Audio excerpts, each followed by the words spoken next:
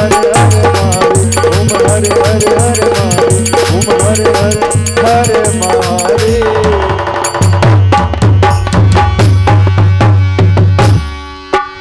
बोल शंकर भगवान की जय। सियावर रामचंद्र भगवान की जय। उमापति महादेव की जय। पवन सुत हनुमान की जय। बोल श्री चार भुजा नाथ की जय।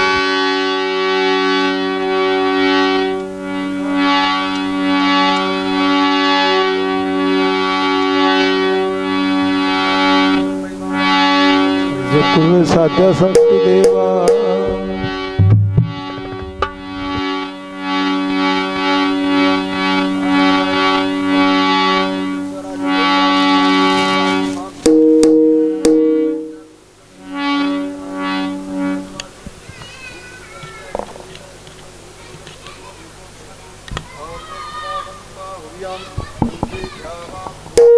जनयन् देव एकः ओम एकदन्ताय विद्महे वक्रतुण्डाय धीमहि तन्नो दन्ति प्रचोदयात्। कात्यायन विद्महे कन्याकुमारी च धीमहि तन्नो देवी प्रचोदयात्। हंस हंसाय विद्महे परमहंसाय धीमहि तन्नो सद्गुरु प्रचोदयात्। वटुगनाथाय विद्महे द्वारपालाय धीमहि तन्नो भैरव प्रचोदयात्। ओम अंजनीसुताय विद्महे वायुपुत्राय धीमहि तन्नो हनुमत् प्रचोदयात्। नंदनंदनाय विद्महे यशोदागर्गमाय धीमहि तन्नो कृष्ण प्रचोदयात्। दशरथवल्लभाय विद्महे सीताप्रियाय धीमहि तन्नो श्रीराम प्रचोदयात्। ओम तत्पुरुषाय विद्महे महादेवाय धीमहि तन्नो रुद्र प्रचोदयात्। नाना सुगंधि पुष्पाणि यथा कालो भवानि च पुष्पांजलि मया दत्त क्रियाणां परमेश्वर। सुमन सुगंधित सुमन लई सुमन सुगंधि सुजान।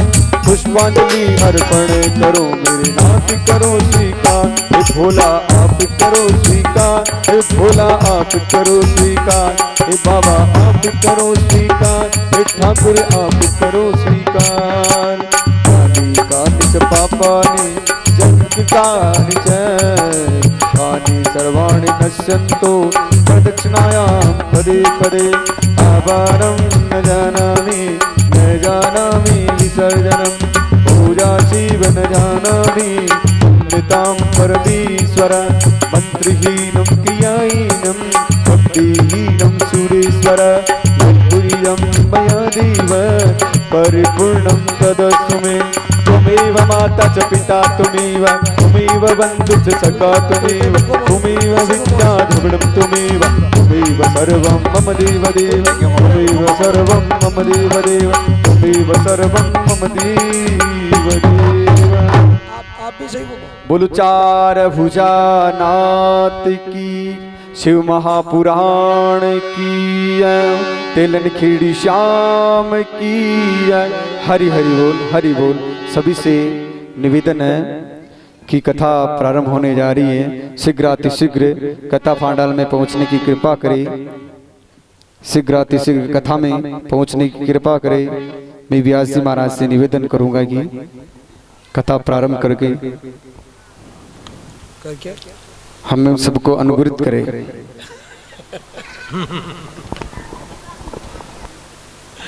अनुग्रहित हो जाओ।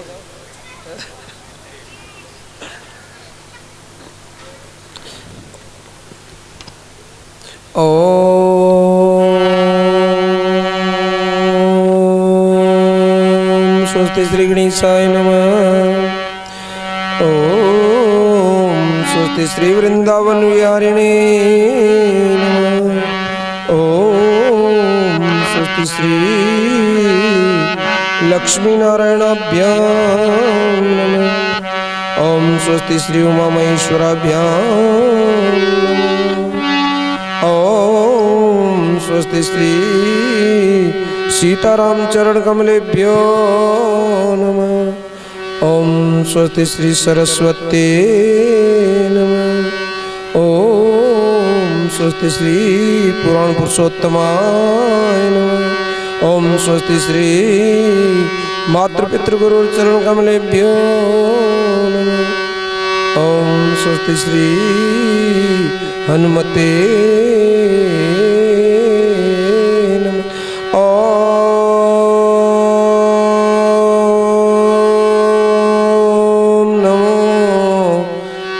भगवते वासुदेवाय नमः।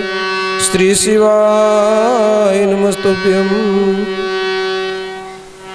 वर्णानामर्थसंगानां रसानां छन्दसामपि मंगलानां च कर्तारो वन्दे वाणी विनायको।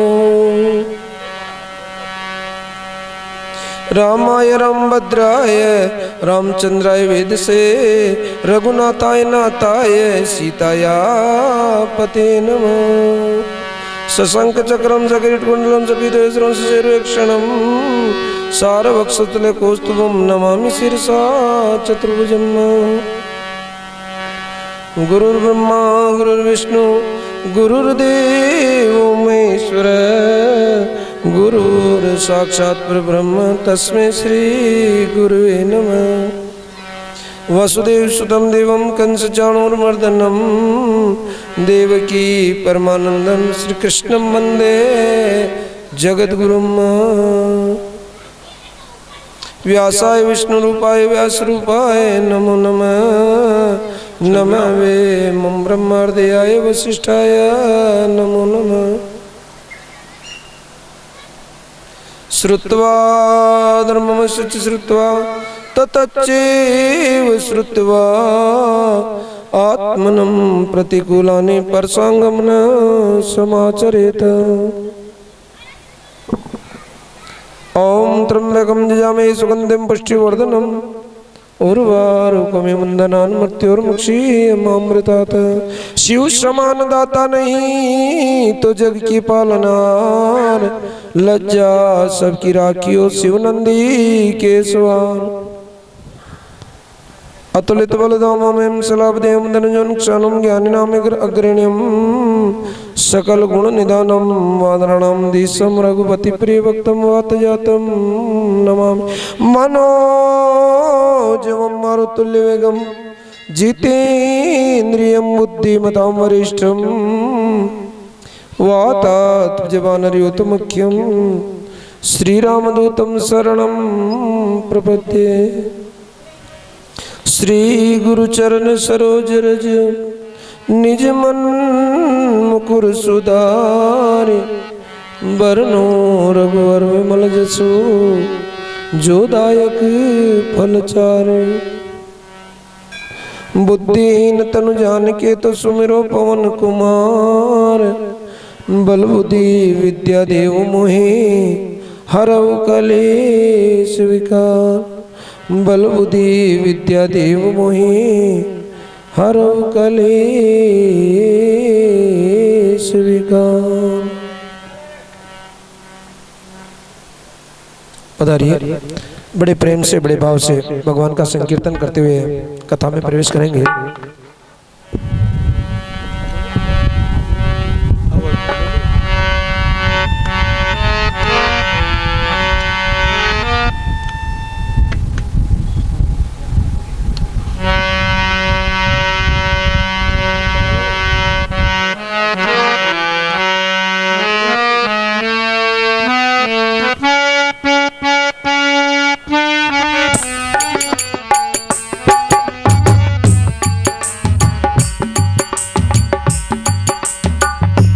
सीताराम सीताराम सीताराम सीताराम सीताराम। सभी को गाना प्रेम से। सीताराम ओ सीताराम सीताराम सीताराम सीताराम सीताराम सीताराम सीताराम राम राम। सीताराम सीताराम राजा राम राम राम। सीताराम सीताराम राजा राम राम राम। ओ राजा राम राजा राम राजा राम राम राम। ओ राजा राम राजा राम राजा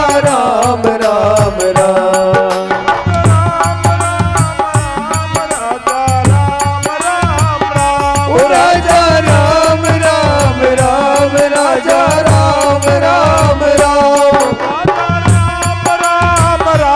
राजा राम राम राम। ओ राजा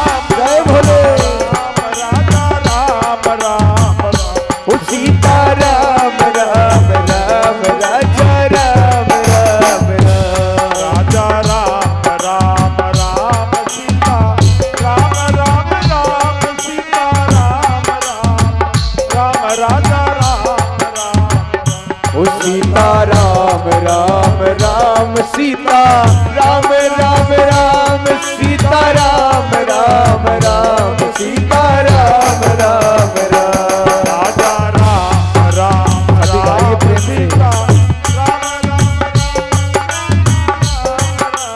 राम राम राजा राम राम ओ सीता राम राम राम सीता राम राम राम सीता राम राम राम सीता राम राम राम सीता राम राम राम सीता राम राम राम राजा राम राम राम सीता राम राम राम राजा राम राम राम राजा राम राम राम सीता राम राम राम राजा राम राम राम राधे श्याम श्याम श्याम राधे श्याम श्याम श्याम राधे श्याम श्याम श्याम राधे श्याम श्याम श्याम सीता राम राम राम सीता राम राम राम सीता राम राम राम सीता राम राम राम सीता राम राम राम सीता राम राम राम सीता राम राम राम सीता राम राम राम सीता राम राम। बोलिए वृंदावन बिहारी लाल की जय हो बोलो मेरी चतुर्भुजनाथ की जय हो बोलो मेरी प्राणधार मनसा श्याम भगवान की जय हो बोलो मेरी कोटड़ी गढ़ महिला श्याम की जय हो बोलो मेरे गढ़बोर श्याम की जय हो मेरे कोठा श्याम की जय हो बोलो मेरे नरसिंह भगवान की जय हो बोलो मेरे लक्ष्मीनाथ भगवान की जय हो सिंगोली श्याम की जय हो बोलो मेरी सांवरिया सरकार की जय हो बोलो मेरे द्वारिकाधीश भगवान की जय हो बोलो मेरे बद्रीनाथ भगवान की जय हो बोलो मेरे केदारनाथ भगवान की जय हो बोलो मेरे रामेश्वर धाम की जय हो बोलो मेरे अयोध्या रामलला भगवान की जय बोलो हो मेरे जगन्नाथ भगवान की जय हो भक्तराज हनुमान जी महाराज की जय हो शंकर भगवान की जय हो गौ माता की जय हो अपने अपने माता पिता गुरुदेव की जय हो वैदिक सत्य सनातन धर्म की जय हो शिव महापुराण की जय जय जय श्री राधे जय जय श्री श्री राधे जय जय श्री राधे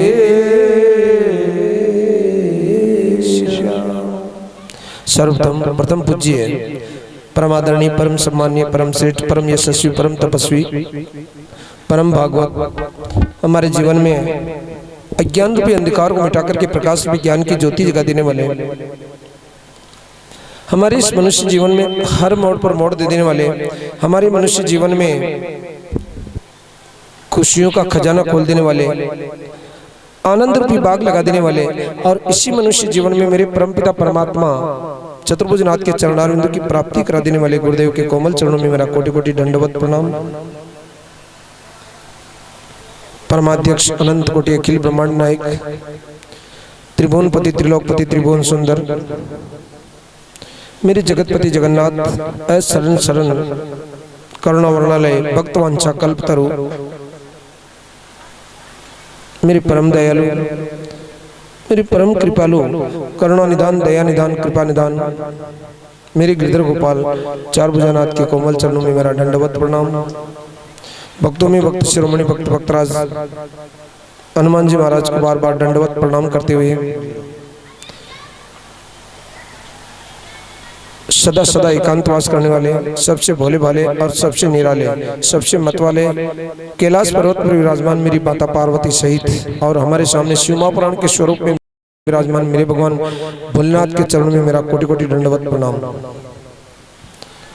भगवान चार भुजानाथ के इस पतित पवन परम पवित्र पंडाल में शिव महापुराण की कथा सुनने के लिए पधारे अवैत मंडल देवता इस ग्राम के सभी ग्राम देवता एवं अदृश्य रूप से 33 कोटि देवताओं को मेरा सादर वंदन। मेरे भगवान की इस पतित पावनी गंगा में पधारे भूदेव आचार्य बंधुओं को मेरा कोटि वंदन। भगवान की इस पतित पावनी गंगा में पधारे भगवान के रसीले भक्तों के हृदय में विराजमान मेरे मुरली वाले श्याम को मेरा सादर वंदन। शक्ति स्वरूपा माता बहनों में के हृदय में विराजमान आज हमारे कोटड़ी श्याम के भक्त नंदू भाई भी पधारे हैं। आपके हृदय में विराजमान मेरी माँ लक्ष्मी को मेरा सादर वंदन। मेरे कोटड़ी श्याम को मेरा सादर वंदन। वाद्य यंत्र पर विराजमान मेरे परम विद्वान बंधुओं को मेरा सादर वंदन। इसी के साथ मनसा महादेव के भक्तगणों को भी मेरा कोटिश वंदन, जिन्होंने शिव महापुराण की कथा का आयोजन करवाया है। और एक बार फिर मैं उन दिवंगत आत्मा जो आज यहाँ से हमें छोड़ करके गए हैं, बंशीदास जी महाराज की आत्मा के लिए मैं भगवान चार भुजनाथ से प्रार्थना करूं कि उनकी आत्मा को शांति दें और अपने चरणों में स्थान दें। ऐसी दिवंगत आत्मा को भगवान के यहाँ स्थान मिले, अपना भगवान के का सिंहासन, भगवान उन्हें सिंहासन प्रदान करें, ऐसी भगवान से प्रार्थना करता हूँ। और आप लोगों से भी निवेदन करता हूँ कि मैं एक मिनट के लिए मैं मौन धारण करूँगा। आप भी मौन धारण करके हाथ जोड़ करके भगवान से प्रार्थना करना कि दिवंगत आत्मा को भगवान अपने चरणों में स्थान दें। मैं मौन धारण कर रहा हूँ हरि बोल करके, आप भी हरि बोलना। जो अभी बैठक पर बैठे हुए हैं वो भी मतलब हाथ जोड़ करके बातें बंद करके एक मिनट के लिए मौन धारण करके भगवान से प्रार्थना करना कि भगवान दिवंगत आत्मा को अपने चरणों में स्थान दें। हरि बोल।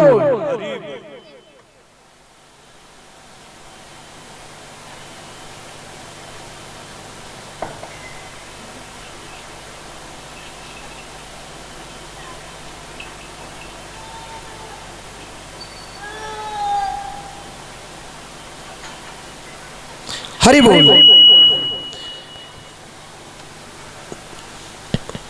भगवान की कथा हमें इस जन्म में नहीं बल्कि जन्म जन्म तक हमारा उद्धार करती है, हमें जन्म मरण के चक्कर से छुड़ाती है। भगवान शिव महापुराण की कथा तो आपने आज 7वें दिन में हम प्रवेश कर रहे हैं। आपने हर दिन की कथा में ये सुना है कि कोई शिव महापुराण की कथा में शिव महापुराण के केवल और केवल दर्शन कर ले उनसे ही मुक्ति हो जाती है। शिव महापुराण की कथा का नाम सुन ले उनसे ही मुक्ति हो जाती है। शिव महापुराण की वो कथा है। भोलेनाथ कहते हैं कि मेरी शिव महापुराण के केवल दर्शन करने मात्र से ही वो जीवन मुक्त हो जाता है।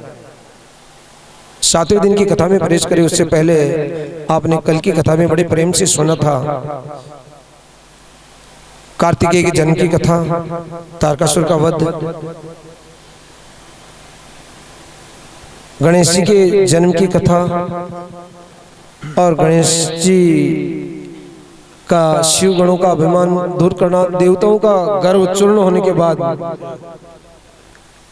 मेरे भगवान भोलेनाथ द्वारा उनका सिर छेदन करना और माँ जगदम्बा के प्रकोप से बचने के लिए मेरे भगवान भोलेनाथ ने उसका वापस हाथी का सिर लगाना। ये कथा कल आपने सुनी। माता जगदम्बा की आशीर्वाद से उनका प्रथम पूज्य होना और गणों में गणाध्यक्ष बनना। तारकासुर के तीनों पुत्रों जिन्होंने ब्रह्मा जी से वरदान मांगना और मृत्यु के लिए ऐसा वरदान मांगना कि 1000 वर्ष बाद ऐसा समय एक मुहूर्त मिले जिसमें हम एक ही बाण से मर सके, ऐसे नगरों का निर्माण करवाया और मेरे भोलेनाथ ने उनका मोक्ष किया। यहाँ तक की कथा कल आप सुन चुके थे। आगे की कथा सुनाते ब्रह्मा जी महाराज नारद जी से कहते हैं कि नारद, एक बार देवगुरु बृहस्पति और इंद्र दोनों के मन में इच्छा हुई कि हम भगवान भोलेनाथ के दर्शन करने के लिए चलें।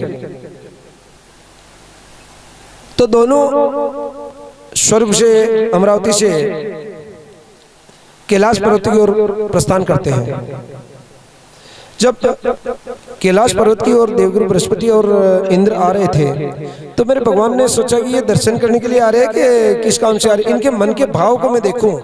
और ध्यान देना, हर एक साधक जो भगवान के मंदिर आता है मेरे भगवान उनके भावों को देखते हैं। आप किस भाव से आ रहे हो, आपके मन में दर्शन करने की इच्छा है कि किस तरीके से आ रहे हो, भाव की दर्शन करने की भी इच्छा है तो कैसे है। आपके भाव केवल और केवल उत्तेजित करके आपको भगवान के दर्शन के लिए खींच करके ला रहे हैं तो भगवान आपको दर्शन देंगे। और आप एक रास्ते में लोगों से बातें करने के लिए आ रहे हैं या एक फॉर्मेलिटी पूरी करने के लिए आप भगवान के दर्शन करने के लिए आ रहे हैं तो भगवान भी उसी तरह से दर्शन देंगे। आपके भावों को जानने के लिए मेरे भगवान आपको रास्ते में न जाने कितने एक आदमी से मिलेंगे और आपके मन को भटकाने की कोशिश करेंगे। अब आपका मन कितना काटी के भगवान के दर्शन के लिए, तो भगवान ने भोलेनाथ ने आज इंद्र और बृहस्पति जी की परीक्षा करी। परीक्षा करने के लिए मेरे भगवान ने दिगंबर जटाधारी एक वृद्ध ब्राह्मण का रूप बनाया और योगी का रूप बना करके रास्ते में सो गए। रास्ते में जब सो गए तो जब इंद्र और देवगुरु बृहस्पति पधारे तो इंद्र ने अभिमान से कहा, ओ बुड्ढे कौन हो तुम, रास्ता रोक रखा तुमने, रास्ता छोड़ो हमको आगे जाने दो। भगवान बोले नहीं। तो इंद्र ने फिर कहा, तुम जानते नहीं हो कि मैं कौन हूं, मैं देवराज इंद्र हूं और तुम्हें दिख नहीं रहा, तुम रास्ता छोड़ो मेरा। और जब मेरे भगवान नहीं बोले तो इंद्र उन पर वज्र लेकर के प्रहार करने लगा।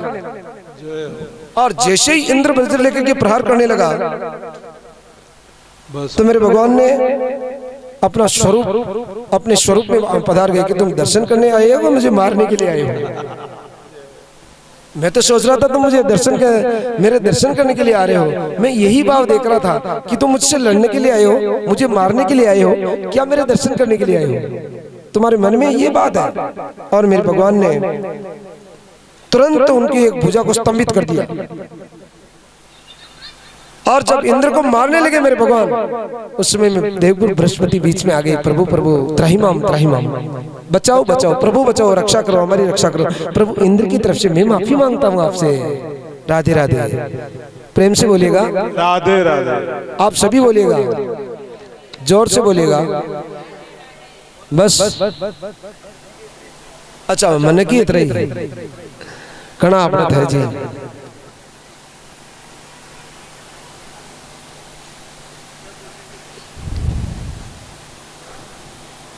वो कहते नहीं कि भाई वेलकम और भीड़ कम, तो है जिनका वेलकम और बाकी भीड़ कम।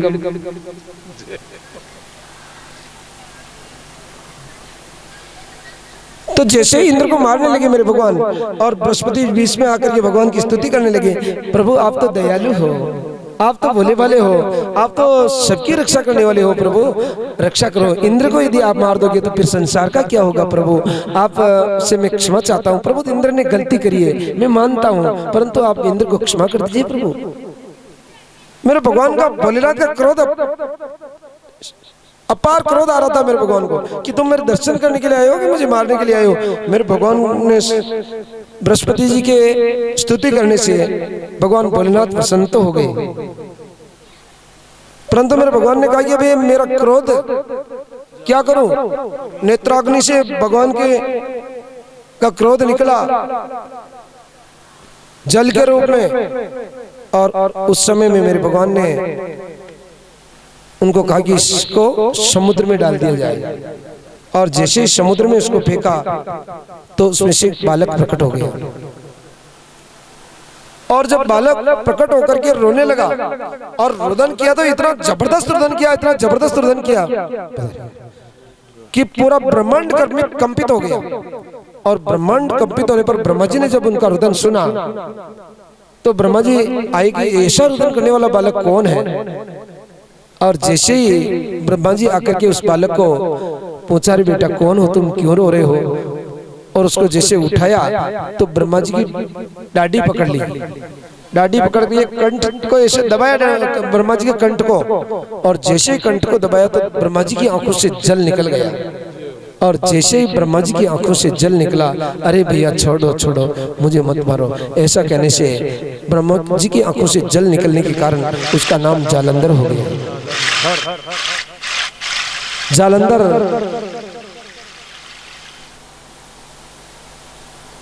समुद्र का पुत्र कहलाया, और समुद्र के मित्र थे कालनेमी। कालनेमी की एक पुत्री थी जिसका नाम था वृंदा। समुद्र के कहने से कालनेमी ने अपनी पुत्री वृंदा का विवाह जालंधर के साथ कर दिया। इधर जालंधर को पता लगा कि देवता राक्षसों के साथ छल करते हैं।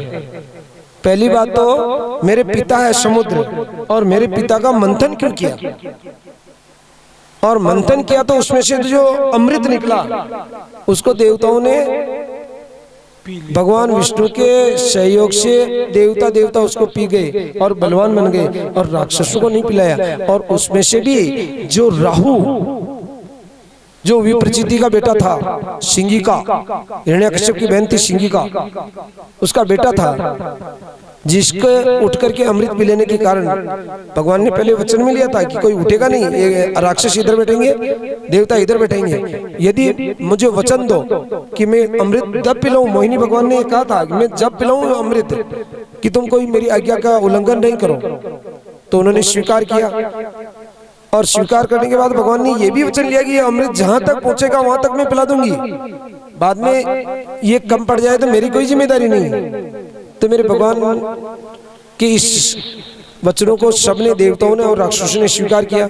और जब मेरे भगवान मोहिनी भगवान देवताओं की तरफ से अमृत पिलाने लगे, तो सूर्य और चंद्रमा को जब अमृत पिलाया, उस समय में राहु राक्षसों के पंक्ति से उठ करके देवताओं में बैठ गया।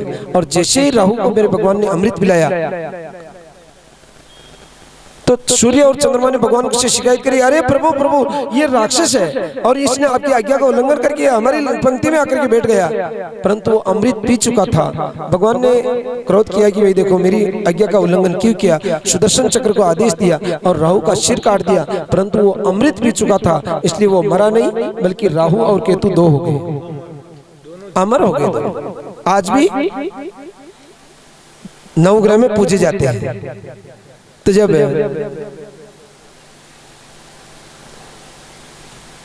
जालंधर को ये मालूम पड़ा कि देवताओं के साथ तो देवताओं का तो सहयोग करते हैं और राक्षसों के साथ धोखा करते हैं, मैं इसका बदला लूंगा।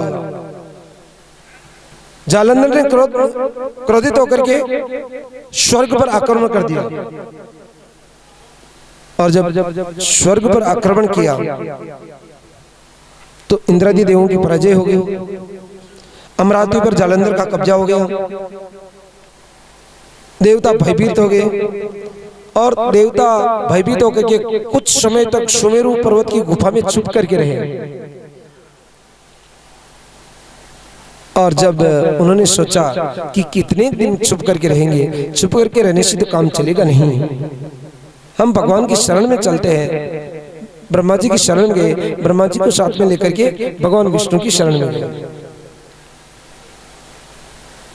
भगवान विष्णु ने कहा कि मैं तुम्हारा सहयोग करूंगा, चिंता न कीजिएगा, परंतु ध्यान देना जब युद्ध करने के लिए भगवान विष्णु जाते हैं तो माता लक्ष्मी ने कहा कि प्रभु क्या कर रहे हो, वो मेरा भाई है, वो मेरा भाई है। माता लक्ष्मी भी समुद्र से प्रकट हुई थी और जालंधर भी समुद्र से प्रकट हुआ, तो प्रभु ये क्या कर रहे हो आप, मेरी विनती है आप मेरे भाई को मारेगा नहीं, मारना मत मेरे भाई को प्रभु आप। ऐसा जब माता लक्ष्मी ने कहा, फिर भी देवताओं का सहयोग करने के लिए मेरे भगवान विष्णु राक्षसों से युद्ध करते हैं। जालंधर से मेरे भगवान का भयंकर युद्ध होता है, और जब भयंकर जालंधर के साथ मेरे भगवान का युद्ध होता, जालंधर हारता नहीं, और जालंधर नहीं हारता है तो मेरे भगवान विष्णु उसका पराक्रम देकर के इतने प्रसन्न होते हैं, इतने संतुष्ट होते हैं कि ऐसा युद्ध करने वाला और वो भी मेरे साथ, मैंने अभी तक किसी को नहीं देखा कि ऐसा कोई योद्धा मेरे साथ कभी युद्ध करने के लिए आया हो। और मेरे भगवान उस पर प्रसन्न हो गए। प्रसन्न होकर के मेरे भगवान ने कहा कि जालंधर, मैं तेरे पराक्रम से बहुत संतुष्ट हूं, तुम मांग, वरदान मांग, क्या मांगना चाहता है? तो ध्यान देना, जालंधर बड़ा समझदारी से काम करता है।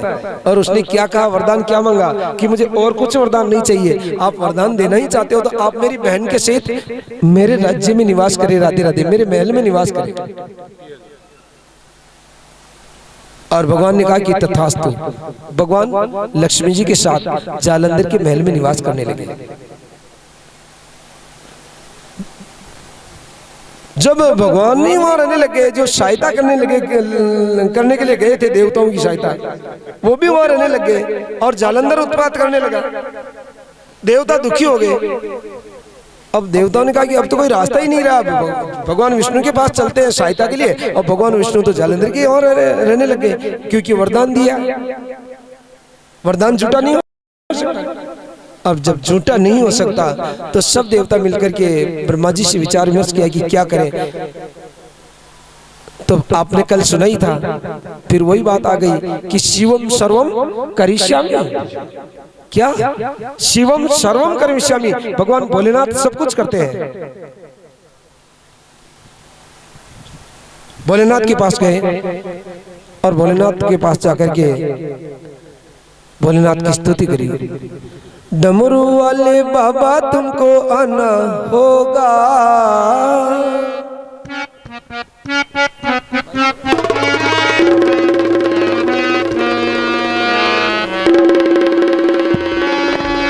अरे डमरू, आप भी गाना साथ में भगवान भोलेनाथ को बुलाते हैं देवताओं की सहायता के लिए।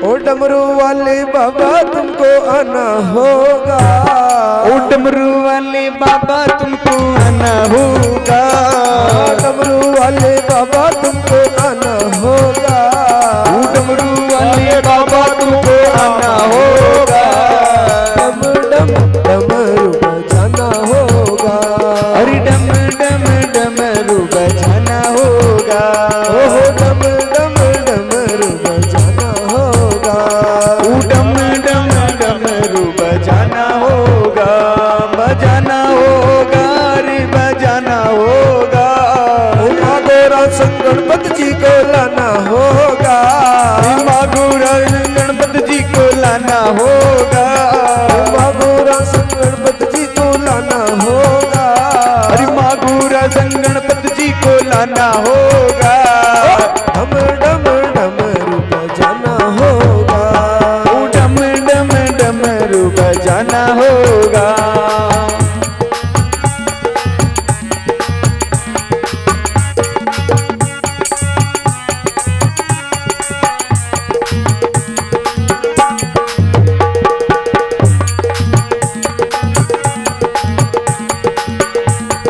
सावन के महीने में हम कावड़ लेके आएंगे, सावन के महीने में हम कावड़ लेके आएंगे, सावन के महीने में हम कावड़ लेके आएंगे, सावन के महीने में हम कावड़ लेके आएंगे, गंगा जी की पावन जल से बाबा को नीलाएंगे, गंगा जी की पावन जल से बाबा को नीलाएंगे, गंगा जी की पावन जल से बाबा को नीलाएंगे, गंगा जी की पावन जल से बाबा को नीलाएंगे, कावड़ियों को पार लगाना होगा, अरे कावड़ियों को पार लगाना होगा, डम डम डमरू बजाना होगा, ओ डम डम डमरू बजाना होगा, डमरू वाले बाबा तुमको आना होगा, ओ डमरू वाले बाबा तुमको आना होगा, डम डम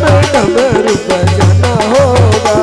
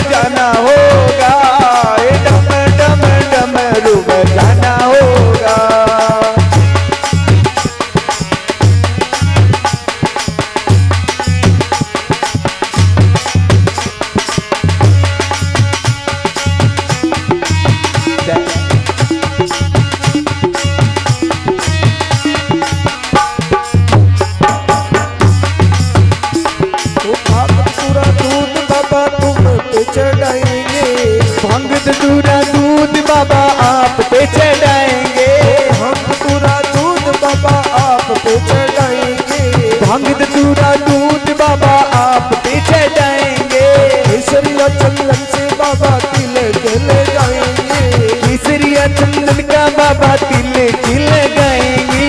हमें तुमको गोद में बिठाना होगा, और भक्तों को गोद में बिठाना होगा। डम डम डमरू बजाना होगा। डमरू वाले बाबा तुमको आना होगा, डमरू वाले बाबा तुमको आना होगा। डम डम डमरू बजाना होगा, डम डम डमरू बजाना होगा। तुमको बोले दानी बाबा जग से निराला है, तुमको दानी बोले बाबा जग से निराला है। तुमको बोले दानी बाबा जग से निराला है, तुमको दानी बोले बाबा जग से निराला है।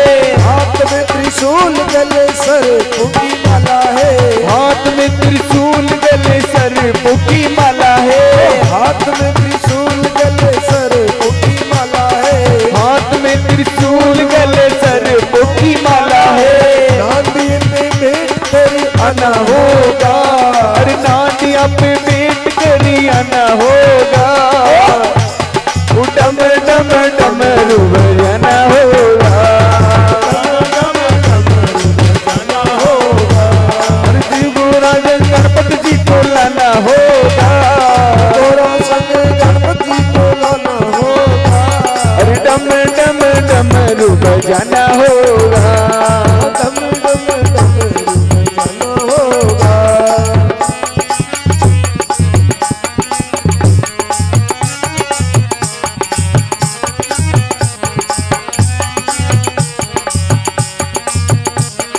जैसा भी रखोगे बाबा हमें मंजूर है, जैसा भी रखोगे बाबा हमें मंजूर है। जैसा भी रखोगे बाबा हमें मंजूर है। जैसा भी रखोगे बाबा हमें मंजूर है। भगवान की सेवा करते हो, भगवान की पूजा करते हो, तो अंत में भगवान को ये कहो, भगवान को हम कहते हैं भगवान माँ के दुख गुण हो रही हो, मन शांत रखो, मन अच्छा रख दियो, मन ये कर दियो, ऐसा मत कहो। और अंत में भगवान से एक ही शब्द कहो, क्या? अरे जैसा भी रखोगे बाबा हमें मंजूर है, जैसा भी रखोगे बाबा हमें मंजूर है। आपकी कृपा तो बाबा पाना भी जरूर है, आपकी कृपा भी बाबा पाना भी जरूर है। आपकी कृपा तो बाबा पाना भी जरूर है, आपकी कृपा भी बाबा पाना भी जरूर है। भक्तों का कष्ट मिटाना होगा, भक्तों का कष्ट मिटाना होगा। भक्तों का कष्ट मिटाना होगा, भक्तों का कष्ट मिटाना होगा। डम डम डमरू बजाना होगा, डम डम डमरू बजाना होगा। डम डम डमरू बजाना होगा, डम डम डमरू बजाना होगा। डमरू वाले बाबा तुमको आना होगा, डमरू वाले बाबा तुमको आना होगा। अरे मागोरा गणपति जी को लाना होगा, मागोरा गणपति जी को लाना होगा। डम डम डमरू बजाना होगा, डम डम डमरू बजाना होगा। डम डमरू बजाना होगा, डम डम डमरू बजाना होगा। अरे डम डम डमरू बजाना होगा। बजाना होगा रे बजाना होगा, बजाना होगा रे बजाना होगा। डम डम डमरू बजाना होगा। डम डमरू बजाना होगा। डमरू वाले बाबा तुमको आना होगा। डमरू वाले बाबा तुमको आना होगा। डम डम डमरू बजाना होगा। डम डम डमरू बजाना होगा। डम डम डमरू बजाना होगा। डम डम डमरू बजाना होगा। बोले डमरू वाले बाबा की जय हो। जब देवता मेरे भगवान भोलेनाथ के यहाँ जाकर के भोलेनाथ की स्तुति करते हैं तो मेरे भगवान भोलेनाथ देवताओं को कहते कि देखो, जालंधर को उसकी पत्नी का पातिव्रत्य धर्म बचा रहा है, और अब जब तक उसका पातिव्रत्य धर्म अडिग है तब तक जालंधर को कोई नहीं मार सकता। इसके लिए मुझे उपाय करना पड़ेगा। मैं भी जालंधर के साथ युद्ध करूंगा तो मेरे युद्ध से भी जालंधर नहीं मर सकता। एक बार तो देवताओं के कहने से मेरे भगवान जालंधर के साथ युद्ध करने लगे, परंतु युद्ध से काम नहीं चला। मेरे भोलेनाथ ने सोच लिया कि युद्ध से ये नहीं मरेगा, इसको दूसरे तरीके से मारना पड़ेगा। और मेरे भगवान भोलेनाथ ने, बच्चों को बोलो पीछे, आप में से कोई आवाज मेरे तक नहीं आनी चाहिए इनकी।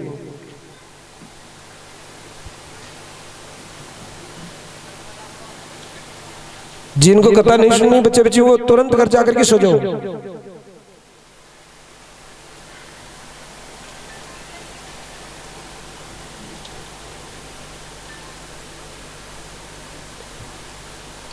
मेरे भगवान भोलेनाथ ने नारद जी को बुलाया और नारद जी को बुला करके नारद जी को जालंधर के पास भेजा।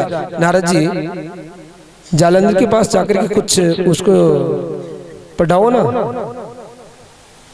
नारद जी ने कहा कि प्रभु आपकी ऐसी आज्ञा है तो जरूर जाऊंगा। और भगवान भोलेनाथ की आज्ञा से नारद जी महाराज जालंधर के पास आते हैं।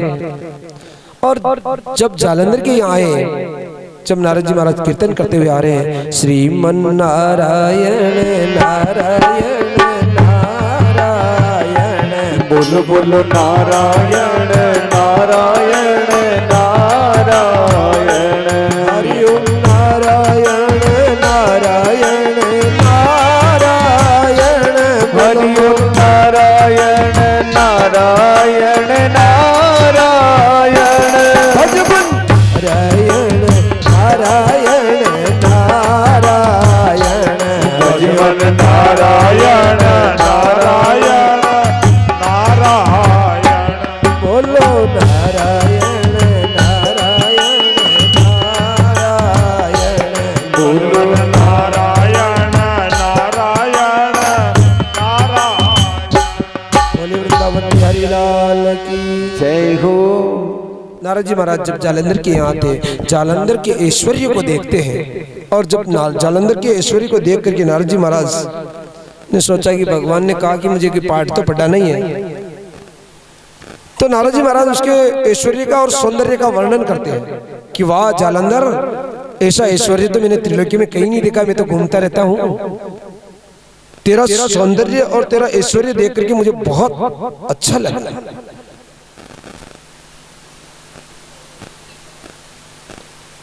परंतु तेरा ऐश्वर्य, तेरे पास सब कुछ है, एक कमी है तेरे पास। जालंधर तेरे पास एक चीज की कमी है। जालंधर ने कहा कि नारद जी बताओ ना, वो कौन सी कमी है, वो मैं तुरंत पूरी कर दूंगा। उन्होंने कहा कि वो तेरे से पूरी नहीं हो सकती। ये तेरा सारा ऐश्वर्य फीका है उसके सामने। यदि वो कमी पूरी नहीं होती ना तो वो तेरा ऐश्वर्य सारा फीका है। उन्होंने कहा किस बात की कमी, ये तो बताओ मुझे।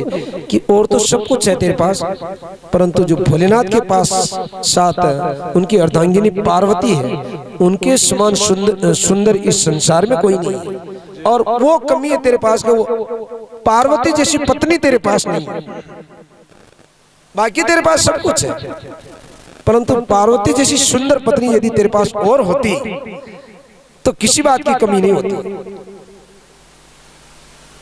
और उनको परामर्श दिया, यदि तुम पार्वती को पाना चाहते हो तो भोलेनाथ से जाओ, उनको कहो कि वो पार्वती भोलेनाथ के पास रहने लायक नहीं है।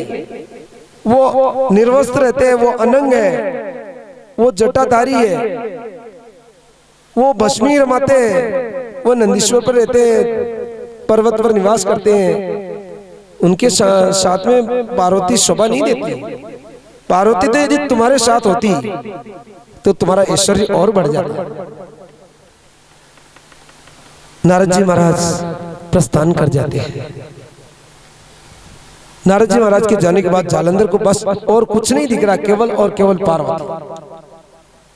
अब पार्वती को प्राप्त करने के लिए जालंधर ने अपना एक दूत भेजा भगवान भोलेनाथ के पास। उसको बोल करके भेजा कि तुम जाकर के भोलेनाथ को बोलो कि तुम तुरंत पार्वती को मेरे पास लौटा दो। पार्वती तुम्हारे पास में रहने लायक नहीं है। बंशीलाल जी, हाँ, इधर उधर कर सकते हो, इधर नहीं।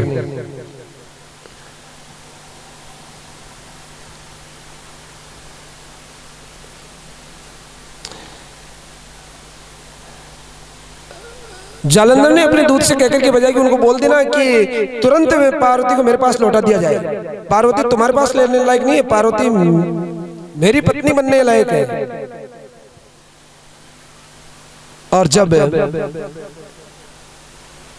दूत वहां जाकर के बोलता है तो मेरे भगवान को जैसे ही जाकर के बोला कि जालंधर ने ऐसे ऐसे बोल करके भेजा, पार्वती तुम्हारे लायक नहीं है, पार्वती को तुरंत आप जालंधर के पास लौटा दो। ऐसा कहते हैं मेरे भगवान को भयंकर क्रोध आया भोलेनाथ को।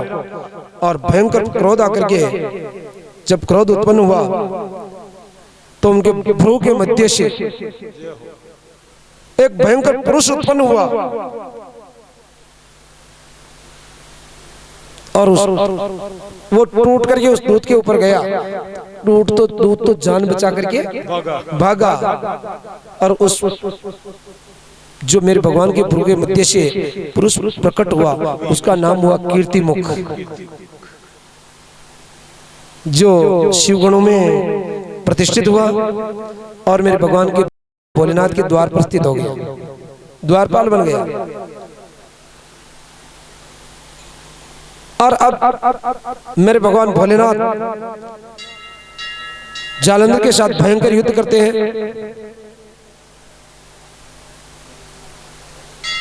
और जालंधर उस समय में गंधर्वी माया करके माता पार्वती के पास चला जाता है। और गंधर्वी माया से पार्वती के पास जब वो जालंधर चला जाता है तो माता पार्वती उस समय में डर जाती है और माता पार्वती अदृश्य हो जाती है। ध्यान देना, माँ जगदम्बा किसी से डरती नहीं है। आपने कल उसका प्रकोप देखा था, कथा में सुना था। परंतु जब मेरे भगवान को लीला करनी होती है तो मेरे भगवान सब कुछ करते हैं। मेरी माँ जगदम्बा जब लीला करती है तो उनको अदृश्य होना पड़ता है, तो माँ जगदम्बा अदृश्य हो जाती है। अदृश्य होकर के कहाँ जाती है? भगवान विष्णु के पास चली जाती है। माता पार्वती भगवान विष्णु के पास जाकर के कहती कि प्रभु जालंधर से मेरी रक्षा कीजिए, जालंधर से मेरी रक्षा कीजिए। जालंधर मेरे पतिव्रत धर्म को नष्ट करना चाहता है। तो जब मेरे भगवान ने कहा कि ठीक है, जब रास्ता ही जालंधर ने मुझे बता दिया तो जैसे के साथ तैसा व्यवहार करने में कोई दिक्कत नहीं है। राधे राधे, प्रेम से बोलिएगा, जोर से बोलिएगा।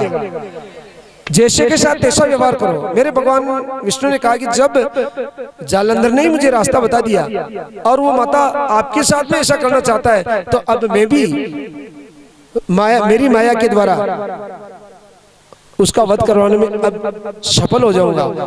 और माता पार्वती वहां से वापस पधार जाते हैं। उसी समय मेरे भगवान विष्णु जालंधर का रूप बनाते हैं। जालंधर का स्वरूप बना करके जब जालंधर युद्ध करने के लिए गया तो वृंदा ने कहा कि पतिदेव रुकिए 2 मिनट के लिए। पतिदेव की आरती उतारी जालंधर की वृंदा, और वृंदा आरती उतार के कहा कि पतिदेव आप युद्ध करने के लिए जाइएगा, आपको इस संसार में कोई नहीं हरा सकता। क्यों कि मैं आप जब तक युद्ध करने के लिए जा रहे हो तब तक मैं मंत्र जप करने के लिए बैठ रही हूँ, और मैं जब तक आप वापस युद्ध में जीत करके नहीं आ जाओगे तब तक मैं मेरी मंत्र साधना को नहीं छोड़ूंगी। आपको कोई नहीं हरा सकता, मेरी पतिव्रत धर्म के बल से आप अजय रहोगे।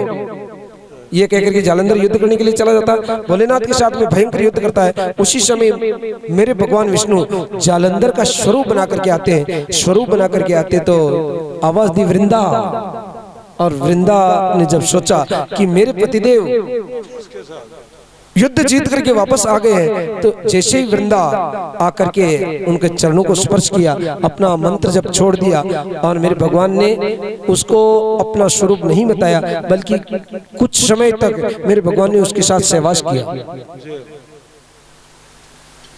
और जब उसके साथ सहवास किया, उसको मोहित कर लिया, तो उसके पातिव्रत्य धर्म का हरण हो गया। और पातिव्रत्य धर्म का हरण होते ही मेरे भगवान भोलेनाथ जो जालंधर से युद्ध कर रहे थे, अपने परीक्ष से जालंधर का सिर छेदन कर देते हैं। जैसे सिर छेदन हुआ और वो सिर वृंदा के आंगन में आकर के गिरा, और आंगन में आकर के गिरा तो वृंदा चौंक गई। वृंदा ने कहा, ये क्या, मेरे पति का सिर, असंभव बात, तो फिर तुम कौन हो? और उसी समय मेरे भगवान विष्णु अपने स्वरूप में आ जाते हैं कि वृंदा, जिनकी तुम भक्त हो, मैं वही हूँ, राधे राधे, मैं वही हूँ। और तो वृंदा ने कहा कि प्रभु, मैं तो आपकी पक्की भक्त थी, आपका एक ऐसा पाखंड हृदय, आपका ऐसा पाखंड हृदय कि आपने इतने दिन तक मुझे ये नहीं बताया कि आपने मेरे साथ ऐसा किया, मेरे पतिव्रत धर्म को नष्ट किया। मैं तुम्हें शाप देती हूँ कि जाओ पत्थर बन जाओ। जैसे ही शाप दिया, मेरे भगवान पत्थर बन गए।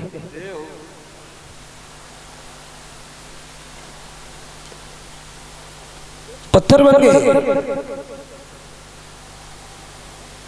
और इधर जब उसका सिर, अपने पति का सिर लेकर के वो सती होने वाली थी, उसने कहा कि अब मैं जिंदा नहीं रहना चाहती हूँ, मैं मेरे पति के साथ में सती हो जाऊंगी।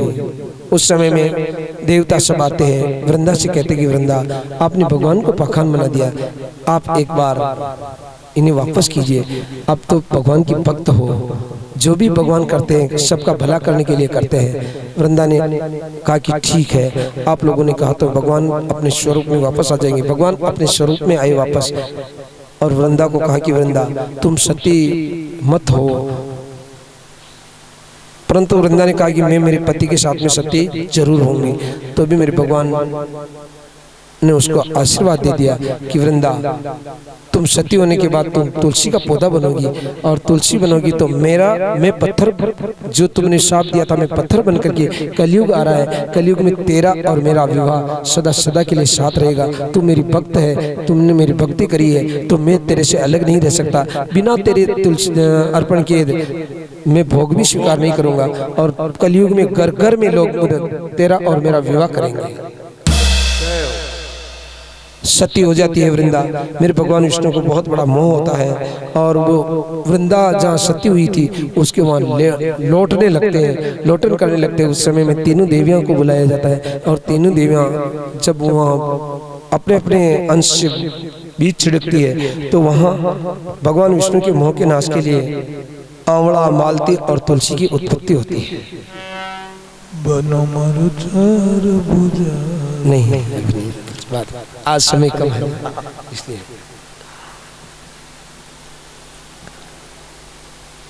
नारद जी महाराज को कथा सुनाते, ब्रह्मा जी कहते हैं कि पुरुष में की बात है। ये तो थी जालंधर की कथा। अब हम कथा कर रहे हैं शंखचूड़ राक्षस। ब्रह्मा जी के पुत्र मरीचि हुए, मरीचि के कश्यप हुए, और दक्ष की जो 13 कन्याएं थी, उनमें एक कन्या का नाम था दन्नु, जो कश्यप की पत्नियां थी। दन्नु के अनेक पुत्र हुए, जिनमें एक थे विप्रचिति, अभी मैंने आपको बताया था, और उनके एक पुत्र हुआ जिसका नाम था दंभ। दंभ बड़ा धार्मिक था और भगवान विष्णु का पक्का भक्त था। उसके कोई पुत्र नहीं था। उसने अपने गुरुदेव शुक्राचार्य जी से गुरु मंत्र लिया, और गुरु मंत्र कृष्ण मंत्र लेकर के वो पुष्कर क्षेत्र में आकर के 1 लाख वर्ष तक घोर तपस्या करी। कितने समय तक? 1,00,000 वर्ष तक। तपस्या सहज में नहीं होती, 1,00,000 वर्ष तक घोर तपस्या करी। तपस्या करते हुए उसके सिर से एक जलता हुआ तेज निकला जो चारों दिशाओं में फैलने लगा। उस तेज से दुखी होकर के देवता, मुनि, ब्राह्मण, सब संत सब ब्रह्मा जी की शरण में गए और ब्रह्मा जी के साथ में वो भगवान विष्णु की शरण में गए। जब भगवान विष्णु की शरण में जाकर के भगवान से प्रार्थना करने लगे कि प्रभु मेरा कोई न सहारा बिन तेरे, अरे नंदलाल सांवरिया मेरे। मेरा कोई न सहारा बिन तेरे, नंदलाल सांवरिया मेरे। मेरा कोई न सहारा बिन तेरे, गोपाल सांवरिया ओ मेरे। मेरा कोई न सहारा तेरे, गोपाल सांवरिया मेरे। ओ गोपाल सांवरिया वो मेरे, गोपाल सांवरिया मेरे। नंदलाल सांवरिया वो मेरे, नंदलाल सांवरिया मेरे। मेरा कोई न सहारा बिन तेरे, गोपाल सांवरिया मेरे। मेरा कोई न सहारा बिन तेरे, नंदलाल सांवरिया मेरे। ओ प्रभु आ जाओ, प्रभु आ जाओ, हरि आ जाओ, प्रभु आ जाओ। और न मुझको तरसावो, अब और न मुझको तरसावो। हरि आ जाओ, हरि आ जाओ, हरि आ जाओ, हरि आ जाओ। और न मुझको तरसावो, अब और न मुझको तरसावो। अब आन पड़े है दर तेरे, नंदलाल सांवरिया मेरे। अब आन पड़े है दर तेरे, नंदलाल सांवरिया मेरे। अब आन पड़े है दर तेरे, गोपाल सांवरिया वो मेरे। अब आन पड़े है दर तेरे, गोपाल सांवरिया मेरे। मेरा कोई न सहारा बिन तेरे, गोपाल सांवरिया वो मेरे। मेरा कोई न सहारा तेरे, नंदलाल सांवरिया मेरे। ओ नंदलाल सांवरिया मेरे, नंदलाल सांवरिया मेरे। कोटड़ी श्याम सांवरिया वो मेरे, कोटड़ी श्याम सांवरिया मेरे। श्याम सांवरिया मेरे, गोपाल सांवरिया वो मेरे। नंदलाल सांवरिया मेरे, कोटड़ी श्याम सांवरिया मेरे। कोई न सहारा बिन तेरे, गोपाल सांवरिया मेरे। मेरा कोई न सहारा बिन तेरे, नंदलाल सांवरिया मेरे। बोले वृंदावन बिहारी लाल की जय हो। जब सारे देवता ब्रह्मा जी के साथ में भगवान विष्णु को पुकारने लगे तो भगवान विष्णु प्रकट होते हैं और देवताओं को कहते हैं कि देवताओं चिंता मत करो, मैं दंभ को वरदान देने के लिए जा रहा हूँ। और भगवान विष्णु दंभ को वरदान देने के लिए आते हैं। आकर के कहते हैं कि वरम ब्रूहि, वरम ब्रूहि, मांगो वर मांगो, जो मांगोगे जो मैं दे दूंगा तुम्हें। तब दंभ ने पहले भगवान की स्तुति करी, देव देव नमस्ते अस्तु पुंडरीक विलोचन रमानाथ त्रिलोकेश कृपाम कुरुस ममोपरि। आहा, आप कृपा करने के लिए, मुझे दर्शन देने के लिए आए हो प्रभु। मैं आपको प्रणाम करता हूँ। आप रमानाथ हो प्रभु। स्वभक्तम तनियम देहि महाबल पराक्रमम। आहा, स्वभक्तम तनम देहि महाबलम पराक्रम त्रिलोक जाइनम वीरम जेय च दिवोकसम। अपने भक्त को बल देने के लिए हाँ, आप मुझे महाबली बना दो, महापराक्रमी बनाओ, तीनों लोगों को जीतने वाला बनाओ, मुझे वीर बना दो, देवताओं से मैं अजय रहूं, देवता मुझे जीत न सके, और आपकी भक्ति से युक्त मुझे पुत्र प्रदान कर दो प्रभु। ऐसा पुत्र प्रदान करो जो देवताओं से अजय रहे, महाबली हो, महापराक्रमी हो, ऐसा मुझे पुत्र प्रदान कर दो। पुत्र भी चाहिए परंतु ऐसा चाहिए मुझे। भगवान ने कहा कि तथास्तु, और भगवान ये कहकर के अंतर ध्यान हो जाते हैं। कुछ समय बाद दंभ की पत्नी गर्भवती होती है और एक तेजस्वी पुत्र को जन्म देती है जिसका नाम होता है शंखचूड़। ये भगवान कृष्ण का पूर्व जन्म का सखा है, जिसे श्री दामक कहकर के भगवान पुकारते थे। ये राधा जी के शाप से शंखचूड़ बना।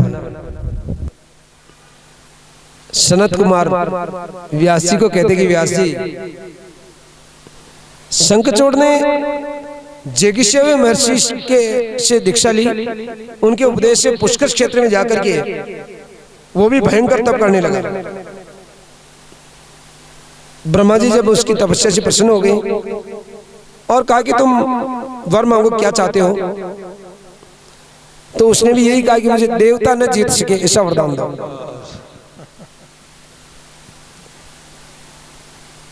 और फिर ब्रह्मा जी ने कह दिया कि तथास्तु, और उन्होंने कहा कि श्री कृष्ण कवचम दिव्यम जगन मंगलम मंगलम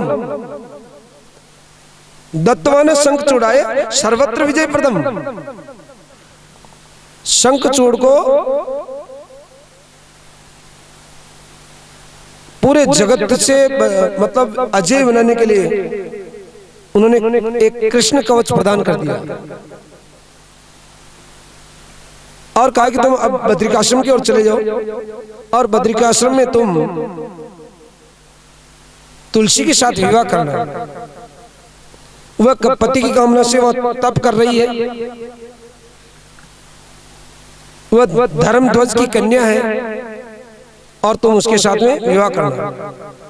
ब्रह्मा जी उसी समय अंतर्ध्यान हो गए। शंखचूड़ बद्रिकाश्रम जाकर के ब्रह्मा जी के कहने से धर्मध्वज की कन्या तुलसी के साथ गंधर्व विवाह कर लेता है और फिर अपने घर पर आ जाता है। अभिमान तो आता ही है राक्षसों को वरदान प्राप्त करने के बाद कि भाई मेरा जैसा था अब तो कोई है ही नहीं, और वो देवताओं से युद्ध करने लगता है। देवता फिर ब्रह्मा जी के पास जाते हैं और फिर ब्रह्मा जी उनको वैकुंठ में लेकर जाते हैं। शंखचूड़ ने घर आकर के आने के बाद शुक्राचार्य जी ने उनको राक्षसों का अधिपति बना दिया, राज्य पर अभिषेक कर दिया, और वो फिर देवताओं को मारने लगा। रथ पर आरूढ़ होकर के इंद्रपुरी पर कब्जा कर लिया, और फिर देवता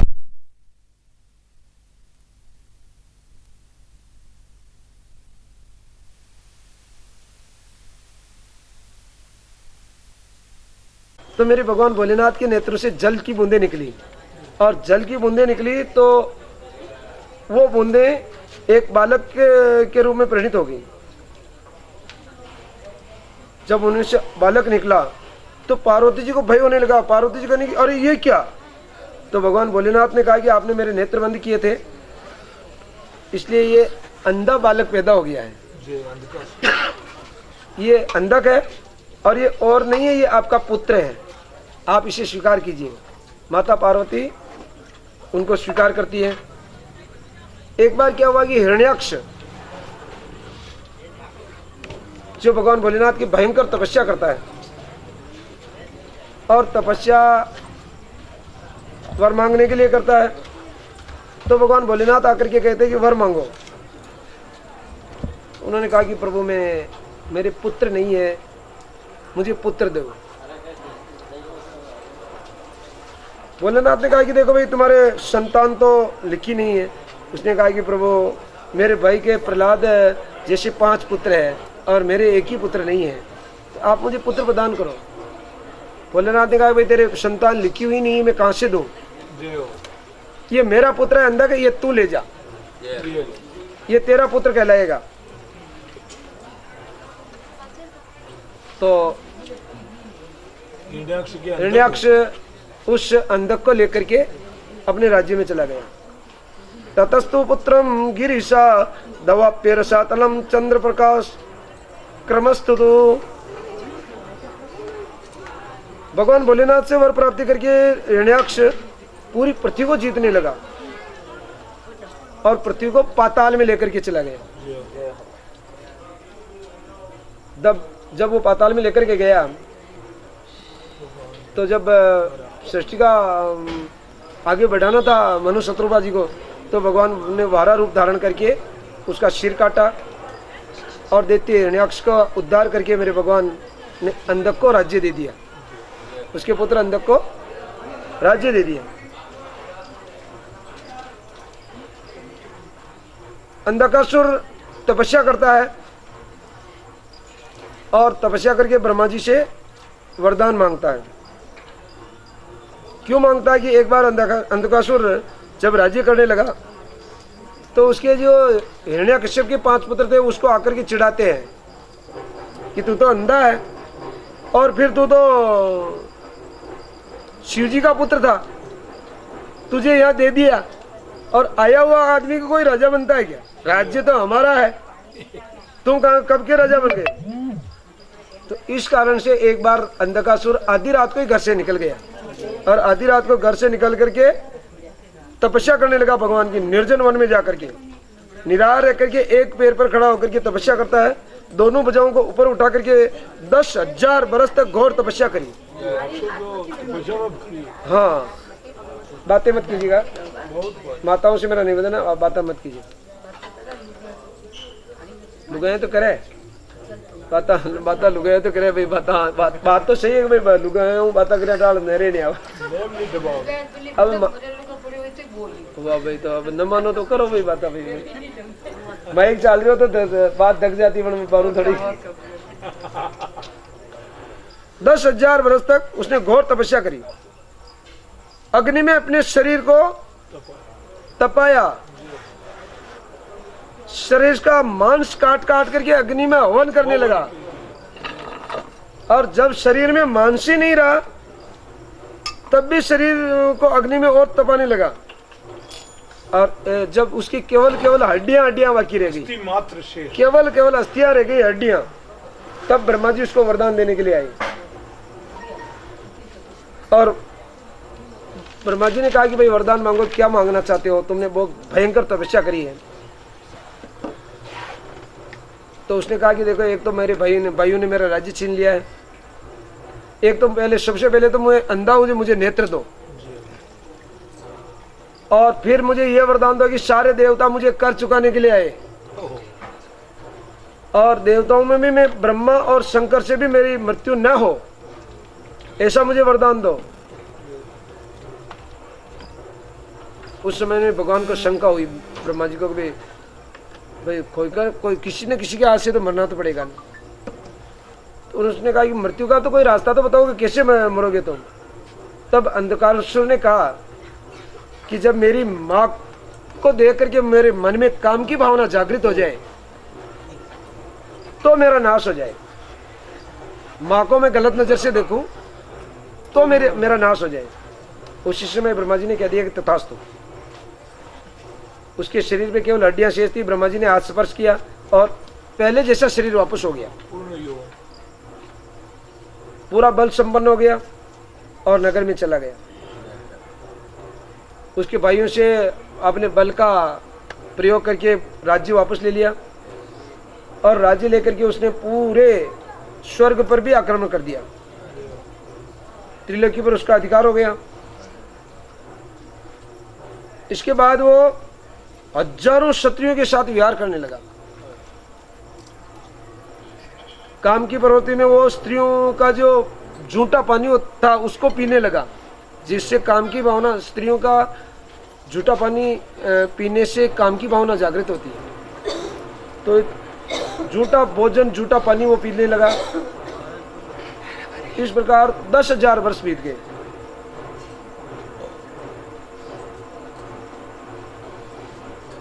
जब उसने कामत्व भाव में प्रवेश होने के बाद ज्यादा काम की भोगने पर उसके वैदिक धर्म का नाश हो गया। उसने जो धर्म कर्म करता था, जप करता था, वो पुण्य करता था, वो बंद हो गया।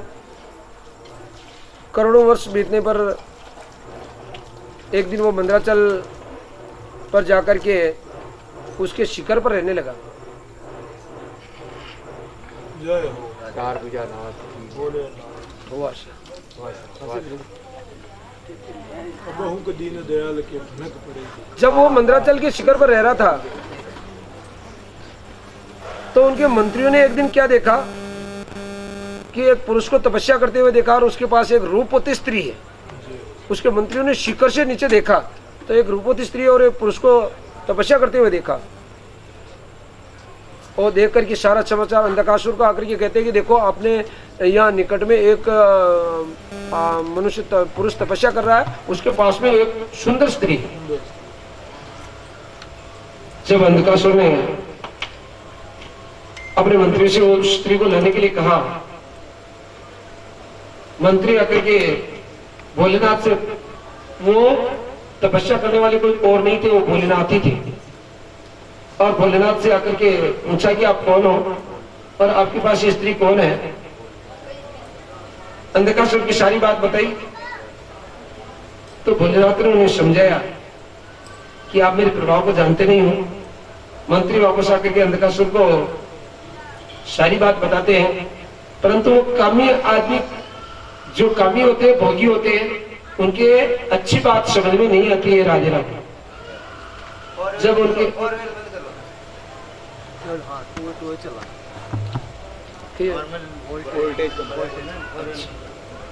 जब शहर भी तक शेड रोशन करता हूँ, मैंने तुझे चाल रही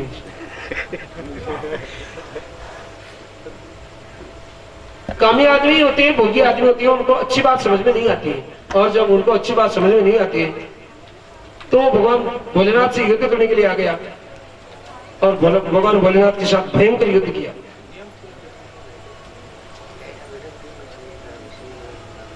जब भगवान के साथ उसका भयंकर युद्ध हुआ तो उसके रक्त से अनेक गणों की उत्पत्ति हो गई। उसकी खून की बूंदें नीचे गिरती थी, जिससे अनेकों राक्षस पैदा होते थे। तो भगवान भोलेनाथ जब उसके साथ युद्ध करने लगे, उसके रक्त को नीचे गिरने से रोकने के लिए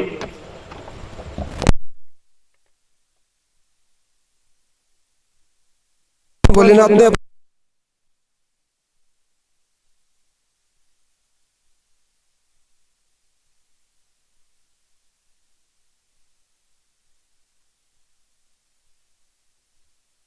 भगवान इस बात के लिए कहा और भगवान विष्णु ने स्त्री के रूप में आकर के महाकाली का रूप धारण किया और जो भी बूंदे नीचे गिरती उनको अंदर अंदर ले लेते, धरती पे नहीं गिरती, जिससे राक्षस और पैदा नहीं होते। उसका सारा रुधिर जब शरीर से निकल गया, वो देते अकेला जब भगवान से युद्ध कर रहा था, भगवान शंकर ने उसको त्रिशूल पर उल्टा लटका दिया और उल्टा लटकाने पर सारा खून निकल जाने पर भी उसने प्राण त्याग नहीं किया। और क्यों नहीं किया? कि वो त्रिशूल पर उल्टा लटका हुआ भी महामृत्युंजय का जप कर रहा था। राधे राधे। महामृत्युंजय का जप मरने नहीं देता है। भोलेनाथ की ऐसी ये मंत्र जप मरे हुए आदमी को भी जिंदा कर देता है, ऐसी इसमें शक्ति है। यदि कोई जपने वाला हो तो।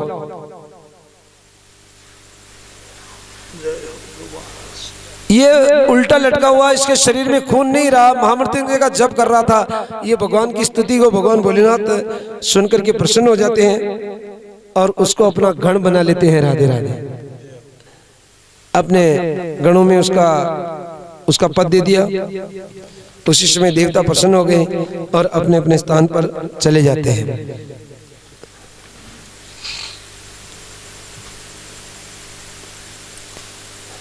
मेरे भगवान भोलेनाथ, आपने अभी सुना था कि भाई भोलेनाथ ने शुक्राचार्य जी को अपने उदर में ले लिया था। तो मेरे भगवान भोलेनाथ के शुक्र से वापस वो बाहर निकलते हैं और शिव पार्वती उन्हें अपना पुत्र समझ करके स्वीकार करते हैं और फिर उनका नाम शुक्राचार्य रखते हैं और उनको विदा करते हैं।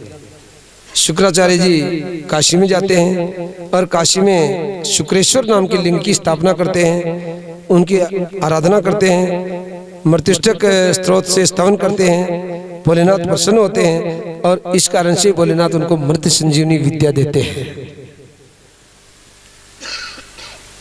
मृत संजीवनी नाम विद्या या मम निर्मला तपोबलेन महता मयो परिनिर्मिता त्वदेवं स्थापितं लिंगम शुक्र सामिति संगीतम ये उच्चेष्यति मनुस्ता स्तेकाम सिद्धर भविष्यति।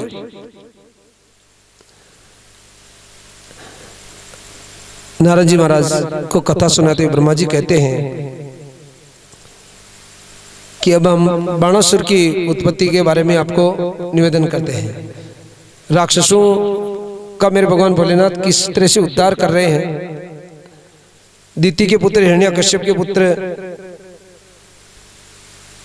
प्रहलाद और उनके पुत्र हुए विरोचन, विरोचन के पुत्र हुए बलि और बलि के पुत्र हुए बाणासुर। शोणितस्य पुरे स्थित्वा स राज्यं करोत्पुरा त्रिलोक्यं च बलार्जित्वा तनास्तनं सुरेश्वर। सवादर्शन। चलो ये कथा और कर लो। बढ़िया। आप तो साल बाद आपने कोई तकलीफ तो को ना भाई 15 मिनट और कथा करा। चलो ठीक है। बाणासुर तांडव नृत्य करता है, भगवान भोलेनाथ की स्तुति करता है। देव देव महादेव शरणागत वत्सल संतुष्टोषि महेशन ममोपदी भो यदि आप भोलेनाथ प्रसन्न होते हैं और भोलेनाथ को कहता है कि यदि आप मेरे पर प्रसन्न हो तो मेरे नगर के अधिपति बनकर के आप अपने गणों सहित मेरे नगर की समीप ही निवास कीजिएगा और मेरी रक्षा कीजिएगा। भगवान ने अपने गणों सहित शोणितपुर के पास में एक नदी है और नदी के तट पर रहने लगे। भगवान शिव की आज्ञा से नंदीश्वर कैलाश पर्वत पर जाते हैं और कैलाश पर्वत पर जाकर के एक बार मेरे भगवान भोलेनाथ की इच्छा थी, इसलिए नंदीश्वर को भेजा कि जब तुम जा करके पार्वती से कहना कि श्रृंगार करके मेरे पास आए। माता पार्वती को जब नंदीश्वर ने जाकर के कहा कि माता आपको भोलेनाथ बुला रहे हैं और श्रृंगार करके बुलाया है, तो माता पार्वती श्रृंगार करने में बहुत देरी कर देती है। और जब माता पार्वती देरी करती है तो उस समय में बाणासुर की कन्या थी उषा, वो पार्वती का स्वरूप जैसा श्रृंगार करके मेरे भगवान भोलेनाथ के पास आ जाती है। और जब उषा श्रृंगार करके मेरे भोलेनाथ के पास आई उस समय में माता पार्वती भी श्रृंगार करके आ जाती है। और माता पार्वती ने उषा को जब श्रृंगार में देखा तो देख करके वरदान दे दिया। वरदान देकर के कहा कि सखी उषे, तुमने सकाम भाव से मेरा रूप धारण किया है, अतः तुम इसी कार्तिक मास में तेरा मासिक धर्म चालू हो जाए, ऋतु धर्मणी हो जाओगी। और वैशाख मास की शुक्ल पक्ष की द्वादशी तिथि को अर्धरात्रि में तुम्हारे कक्ष में तुम सो रही होगी और सोई हुई अवस्था में कोई पुरुष स्वप्न में तुम्हारे पास तुम्हारे साथ में जो रमण करेगा वही तुम्हारा पति होगा।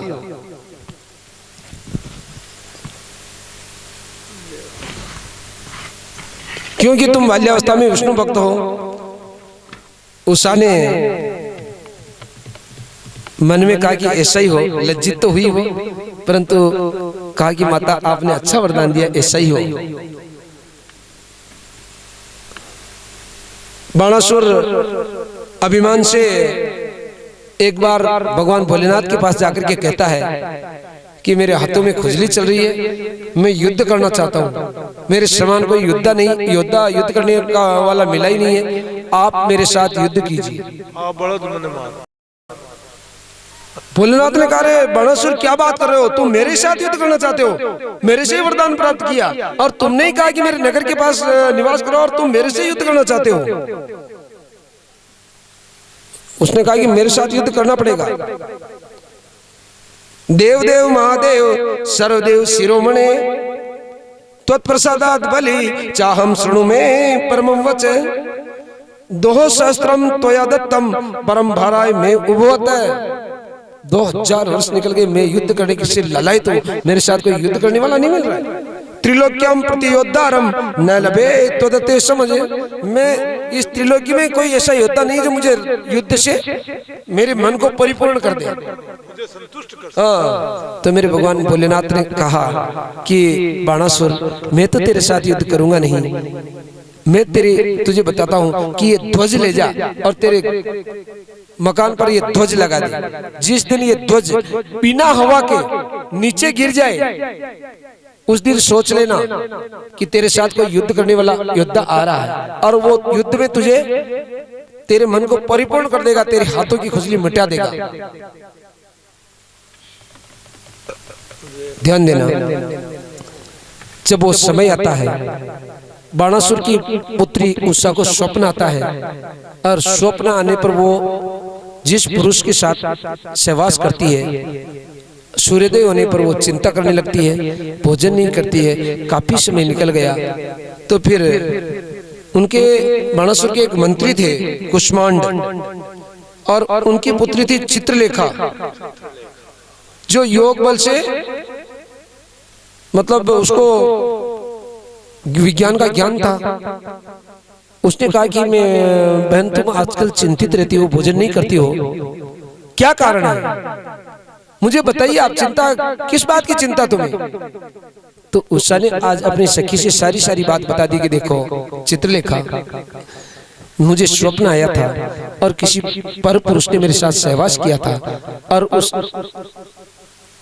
ने मेरे साथ स्वप्न में सहवास कर लिया, तो अब मैं दूसरे पति के साथ में विवाह नहीं कर सकती, दूसरे पुरुष के साथ में मैं विवाह नहीं कर सकती। मैं एक पतिव्रता हूँ, इसलिए मैं एक ही पति जो जिसने मेरे साथ स्वप्न में मेरे साथ सहवास किया, मैं उसी के साथ शादी करूंगी। तो चित्रलेखा ने कहा कि चिंता मत करो, मैं चित्र बनाती हूँ, तुम मुझे बताना कि कौन था। सारे विश्व के चित्र बनाए, यदुवंश के चित्र बनाने लगी। यदुवंश के चित्र बनाते बनाते जब वसुदेव का चित्र बनाया, वसुदेव जी का चित्र बनाया, तो उन्होंने कहा कि ये तो मेरे पूजनीय है, मैं ये नहीं है, चेहरा तो ऐसा ही है परंतु ये नहीं है, ये पूजनीय, मुझे ऐसा लग रहा है कि ये तो मेरे बहुत पूजनीय है। मैं इनको नहीं जानती हूँ परंतु मुझे इनको ऐसा लग रहा कि ये मेरे पूजनीय है। और जैसे वसुदेव जी के बाद भगवान कृष्ण का चित्र बनाया तो उन्होंने कहा ओहो, इनको देख करके तो मेरा मन हर्षित हो रहा है, इनको देख करके तो संसार को ही आनंद आता, मुझे क्या आनंद है, ये तो कर्षति। आहा, फिर आगे प्रद्युम्न का चित्र बनाया, प्रद्युम्न का चित्र बनाते ही उनको लज्जा आ गई। इनकी एक बहू अपने ससुर से कभी आंखें नहीं मिलाती, ध्यान देना, उसकी लज्जा, उसको लज्जा आती है, अपना सिर नीचे किए रखती है ससुर के सामने बहू। और जैसे ही प्रद्युम्न का चित्र बनाया उषा ने सिर नीचे कर लिया, बड़े हाँ। और जैसे ही उन्होंने कहा कि मुझे बहुत लज्जा आ रही परंतु ये नहीं है, ये नहीं आए थे मेरे स्वप्न में, चेहरा ये कहा था परंतु ये नहीं थे स्वप्न में चित्रलेखा। और जैसे चित्रलेखा ने अनिरुद्ध का चित्र बनाया और तो उषा ने बोल दिया कि चित्रलेखा और कोई नहीं, यही थे जिन्होंने मेरे साथ सहवास किया है। और तो चित्रलेखा ने कहा कि बहन क्यों चिंता करती हो, मैं आज की रात्रि में ही, ये द्वारिकाधीश के पुत्र है, प्रद्युम्न के पुत्र है, अनिरुद्ध है, और मैं इनका अपहरण करके लेकर के आ जाऊंगा। चित्रलेखा रातों रात जाती है और द्वारिका में से अनिरुद्ध का अपहरण करके उषा के कक्ष में लाकर के शयन करवा देते हैं। जब अनिरुद्ध प्रातःकाल जगते हैं तो वो कहते कि मैं कहाँ आ गया हूँ, तो उषा कहते कि आप कहीं नहीं आए हो, मैं आपकी धर्मपत्नी हूँ, आप मेरे पति हो, आप मेरे कक्ष में रहिएगा, जो मेरे भोजन आएगा हम दोनों उसको पालेंगे। एक केवल उषा का भोजन कक्ष में आता था, अनिरुद्ध और उषा दोनों उस भोजन को कर लेते थे, परंतु गुप्तचरों के द्वारा बाणासुर को मालूम हो गया कि आपकी बेटी उषा के साथ में कोई पुरुष रहता है। जब ये समाचार बाणासुर को मिला तो बाणासुर बड़ा क्रोधित हुआ और अनिरुद्ध पर आक्रमण कर देता है और अनिरुद्ध को नागपाश में बांध लेता है। ज्येष्ठ कृष्ण पक्ष चतुर्दशी को माँ दुर्गा प्रकट होती है और अनिरुद्ध को बंधन से मुक्त कर देती है। नारद जी महाराज घूमते घूमते द्वारिका में आते हैं। श्रीमन नारायण नारायण नारायण, बोलो बोलो नारायण नारायण नारायण, ओ हरि ओम नारायण नारायण नारायण, हरि ओम नारायण नारायण नारायण, हरि ओम नारायण नारायण नारायण, हरि ओम नारायण नारायण नारायण, नारायण नारायण नारायण, बोलो बोलो नारायण नारायण नारायण। वृंदावन बिहारी लाल की जय हो। जब नारद जी महाराज द्वारिका में जाते हैं, मेरे भगवान को कहते हैं कि प्रभु आप तो यहाँ राज्य कर रहे हो, आपके पुत्र अनिरुद्ध को बाणासुर ने बंद कर रखा है, बंधन में डाल रखा है, आप पधारिए प्रभु, उसको जाकर के बंधन मुक्त कीजिए। मेरे भगवान आज सेना लेकर के आते हैं। आज ध्यान देना, बाणासुर का वो ध्वज जो भोलेनाथ ने कहा था कि तुझे युद्ध करने वाला मिल जाएगा योद्धा, और तुझे युद्ध से परिपूर्ण कर देगा, जिस दिन तेरा ध्वज नीचे गिर जाए, आज बिना हवा के वो ध्वज नीचे गिर जाता है। राधे राधे। और उसी दिन मेरे भगवान भोलेनाथ, मेरे भगवान द्वारिकाधीश आकर के हमला बोलते हैं बाणासुर का, और मेरे भगवान का भयंकर युद्ध होता है, भयंकर युद्ध होता है। मेरे भगवान ने जम्बरास्त्र नाम का अस्त्र छोड़ा और उसमें भगवान शिव भी मोहित हो गए। भगवान बाणासुर के 1000 भुजा थी, ध्यान देना, बाणासुर के 1000 भुजा थी। भगवान उसके साथ में युद्ध करते करते अपने चक्र से 996 भुजाओं को काट देते हैं, केवल 4 भुजा रखते हैं। और जब बाणासुर सोचता है कि अब तो मैं युद्ध में हार जाऊंगा, मेरे भगवान भोलेनाथ को याद करता है, और आज मेरे भगवान भोलेनाथ अपने भक्त की सहायता करने के लिए भगवान कृष्ण से युद्ध करने लगते हैं। राधे राधे। भयंकर युद्ध होता है मेरे भगवान का, कृष्ण का और भगवान भोलेनाथ का। जब भयंकर युद्ध होता है तो फिर मेरे भगवान, जब भोलेनाथ बाणासुर को कहते हैं कि बाणासुर अब समझ जाओ, अब समझ जाओ, इनको कोई नहीं जीत सकता है, मैं भी कृष्ण भगवान कृष्ण को नहीं जीत सकता हूँ। तुम कह रहे थे कि संसार में मुझसे युद्ध करने वाला कोई नहीं मिला है, आज मिल गया तुम्हें, इनको मैं भी नहीं जीत सकता, अब इनसे युद्ध करने में कोई फायदा नहीं है। और तुम्हारी बेटी ही यदि अनिरुद्ध के साथ विवाह करना चाहती है तो ऐसा वर तुझे और कहाँ मिलेगा, तुम्हारी बेटी की इच्छा से उनका विवाह कर दो। बाणासुर रुक जाता है और बाणासुर रुक करके युद्ध विराम कर देता है और अपनी बेटी का विवाह अनिरुद्ध के साथ संपन्न करके आज वापस मेरे भगवान को ससम्मान विदा करता है। राधे राधे।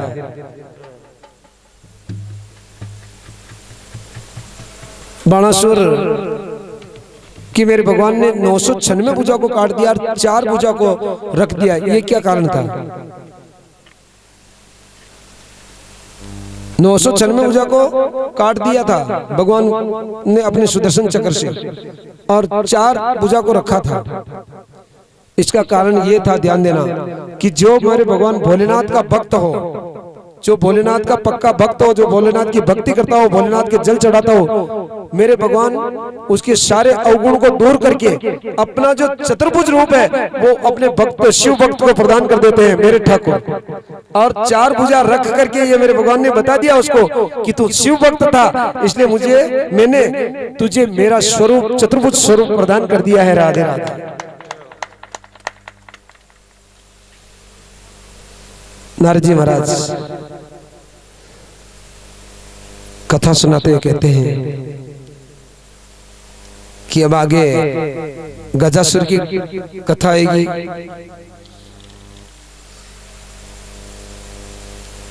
गजासुर की कथा के बाद मेरे भगवान आगे भक्तों की कथा करेंगे, जिसमें भगवान की अष्टमूर्तियों का वर्णन आएगा। भगवान के अर्धनारीश्वर अवतार की कथा कल आएगी। नंदीश्वर अवतार की कथा मेरे भगवान की कल आपको सुनाएंगे। और आगे की जितनी भी कथाएं हैं, भैरव अवतार की कथा भी कल आपको आगे से आगे की कथा सुनाएंगे। आज की कथा को 2 मिनट का संकीर्तन करते हुए हम यही विराम देने की आपसे इजाजत चाहते हैं।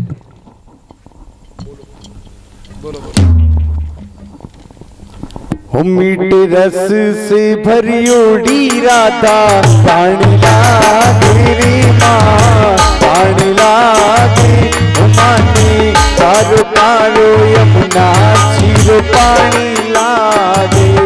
मीठे रस से भरियोड़ी राधा, पानी लागे महारानी लागे, माने कारो कारो यमुना चीरो पानी लागे।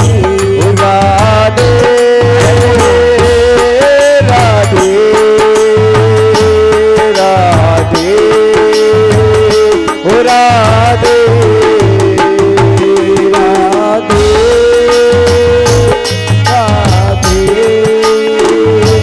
राधे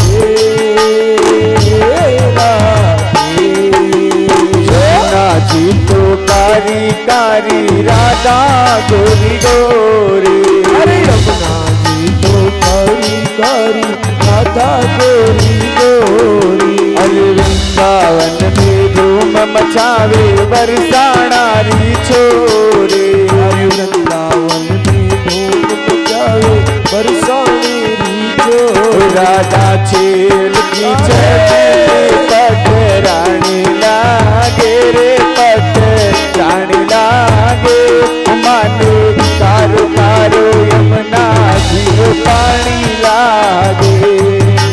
रस से भरियोड़ी राधा, रानी लागे महारानी लागे, माने कारो कारो यमुना जीरो पानी लागे। ओ कारो कारो यमुना जीरो पानी लागे।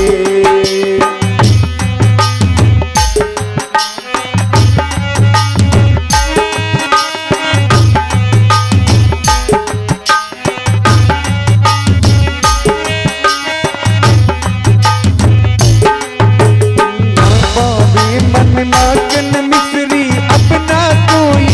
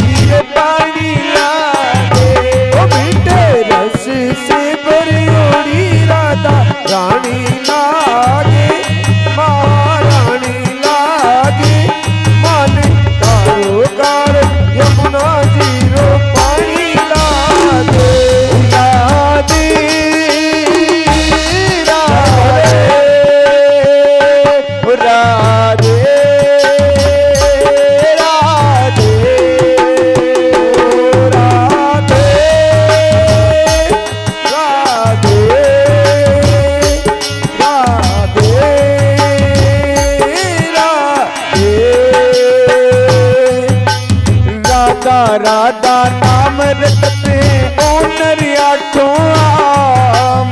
राधा राधा नाम रटते जो नर आठों आम। और जिनकी बाधा दूर करते है राधा राधा नाम।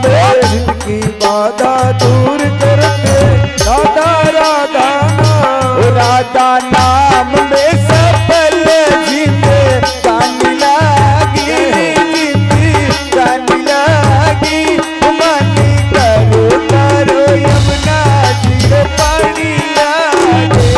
राधा नाम में सफल जिंदगानी लागे, महारानी लागे। मानी करो करो यमुना जी पानी लागे। राधे राधे राधे ओ राधे राधे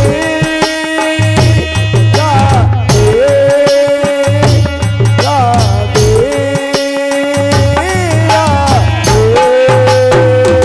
ओ मीठे रस से भरी उड़ी राधा रानी लागी रे महारानी लागी। ओ माने कारो कारो यमुना जी रे पानी लागे। रस से भरी उड़ी राधा रानी लागे, महारानी लागे। माने कारो कारो यमुना जीरो पानी लागे। काना नित मुरली में तेरे सुमरे बारंबार। आनंदित मुरली में तेरे सुमरे बारंबार। हर कोई दिन रूप धरे मन मोहन कौन पायो पार। हरे मन मोहन पाउन पायो पार। तुम्हारा नाम की दीवानी है रानी लागी रे राधा रानी लागी। मानी कारो कारो यमुना जी रे पानी लागे। मीठे रस से भरी उड़ी राधा रानी लागे, महारानी लागे। मानी कारो कारो यमुना जीरो पानी लागे। राधे राधे राधे राधे राधे राधे राधे। रस से बनी उड़ी राधा रानी लागी रे महारानी लागी। मानी कारो कारो यमुना जीरो पानी लागे। मानी प्यारो प्यारो ये सुधारो लालो लागे। मानी प्यारो प्यारो ये सुधारो लालो लागे। मानी प्यारो प्यारो ये सुधारो लालो लागे। राधे राधे राधे राधे। बोले राधा महारानी की जय हो। बोले चतुर्भुजनाथ की जय हो। बोले मनसा श्याम भगवान की जय हो। बोलो कोटड़ीगढ़ महिला श्याम की जय हो। सांवरिया सरकार की जय हो। सिंगोली श्याम की जय हो। द्वारिकाधीश भगवान की जय हो। चारों धाम की जय हो। भक्तराज हनुमान जी महाराज की जय हो। शंकर भगवान की जय हो। आज के आनंद की जय हो। बस्ती नगर की जय हो। वैदिक सत्य सनातन धर्म की जय हो। आनंद करने वालों की जय हो। कथा सुनने वालों की जय हो। भक्तों की जय हो। माताओं की जय हो। सबकी जय हो। जय जय श्री श्री राधे श्याम। पधारी आरती के लिए सभी खड़े हो जाए अपने पास स्थान में आ पर। जाइए। आज तो पास में आ जाओ सभी। आज तो अटा आवाज तरह की हो। हम या देवी सर्वभूतेषु ज्योतिरूपेण संस्थिता। सभी नीचे आ जाओ। नमस्तस्यै आरती करने के लिए सभी जोड़े वाले जोड़े से कर देना और मैंने जोड़ा वाला बड़े जोड़ा ही कर दीजिए। ओम कर्पूर गौरम करुणावतारम संसार सारम भुजगेन्द्रयारम सदा वसंतम हृदयारविंदे भवम भवारी सहितम नमामि। सभी को प्रेम से गाना आरती को। हे गिरधर तेरी आरती गाओ, हे गिरधर तेरी आरती गाओ, आरती गाओ प्यारे आप करी जाओ। अरे आरती गाओ प्यारे आप कोरी जाओ।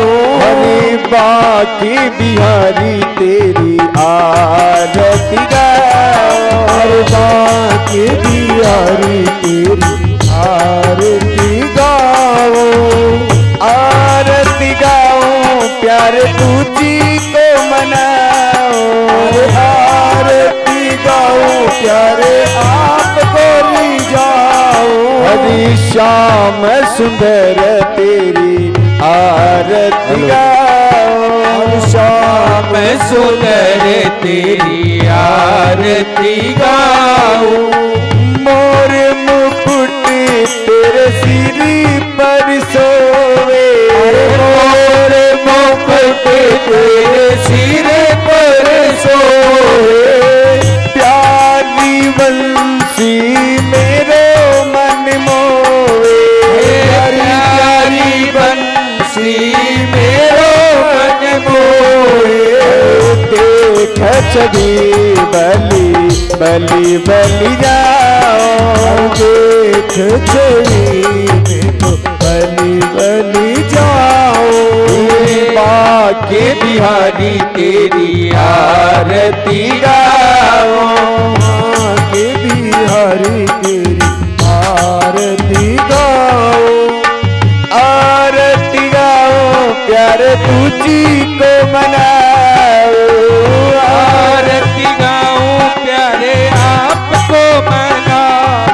अरे श्याम सुंदर तेरी आरती गाओ, श्याम सुंदर मेरी आरती गाओ। चरणों से निकली गंगा प्यारी, चरणों से निकली गंगा प्यारी। जिसने सारी दुनिया तारी, अरे जिसने सारी ये दुनिया तारी। उन्हें चरणों में दर्शन पाओ, चरणों में दर्शन पाओ। आरती गाओ बाबा आपको मनाओ, आरती गाओ बाबा आपको मनाओ। ओ श्याम सुंदर तेरी आरती गाओ, श्याम सुंदर तेरी आरती गाओ। हरी कोटड़ी रा श्याम तेरी आरती गाओ, कोटड़ी रा श्याम तेरी आरती गाओ। सिंगली रा श्याम में तो आपको मनाओ, सिंगोली रा श्याम में तो आपको मनाओ।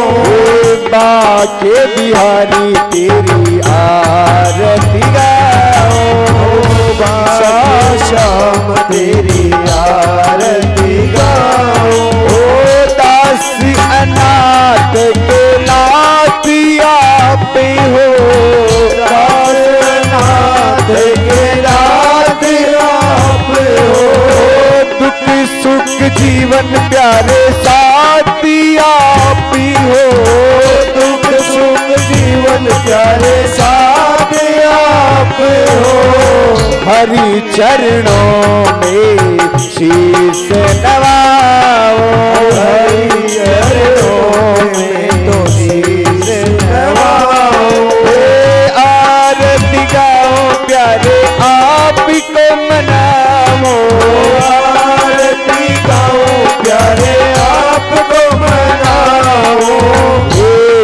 मनसा श्याम तेरी आरती गाओ, हे मनसा श्याम तेरी आरती गाओ, आरती गाओ बाबा आपको मनाओ, आरती गाओ बाबा आपको मनाओ, हे बाकी बिहारी तेरी आरती गाओ, ये बिहारी तेरी आरती गाओ, श्री हरिदास के प्यारे तुम हो, श्री हरिदास के प्यारे तुम हो, मेरे मोहन जीवन धन्य हो, मेरे मोहन जीवन धन्य हो, देख